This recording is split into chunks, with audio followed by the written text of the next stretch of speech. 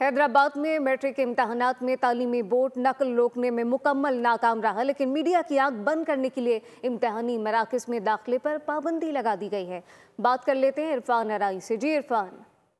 तालीमी बोर्ड हैदराबाद के तहत सिंध के 9 अजला में मैट्रिक के इम्तहानात जारी हैं। 1,58,000 तलबा जो हैं वो मैट्रिक के इम्तहानात दे रहे हैं। आज मैथ का पर्चा है और 298 जो इम्तहानी मराकज़ हैं उनकी सूरत हाल ये है कि तलबा ताख़ीर से आ रहे हैं और ताख़ीर से पर्चा जो है वो शुरू किया जा रहा है। तकरीबन रोज़ाना आधा घंटा जो है वो पर्चे में फ़र्क आ रहा है, जिस पर जो तालीमी बोर्ड की इंतज़ामिया है उसकी जानिब से किसी किस्म की तवज्जो नहीं दी जा रही है। उसके साथ साथ जो नकल की सूरत हाल है, इम्तहानी सेंटर्स में किसी किस्म की कोई रोकथाम नहीं है और खुलेआम मोबाइल फ़ोन का इस्तेमाल, नकल का मवाद जो है वो इस्तेमाल किया जा रहा है, जिस पर जो विजिलेंस कमेटियाँ 25 के करीब तालीमी बोर्ड की जानिब से बताया गया कि कायम की गई हैं जो कि नकल को रोकेंगी, वो हमें कहीं भी नज़र नहीं आई हैं इन मैट्रिक के इम्तहानात में।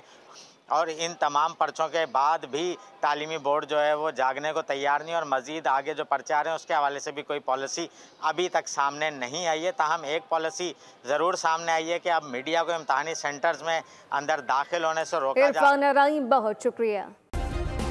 सब्सक्राइब करें और बेल दबाएं ताकि कोई खबर रह न जाए।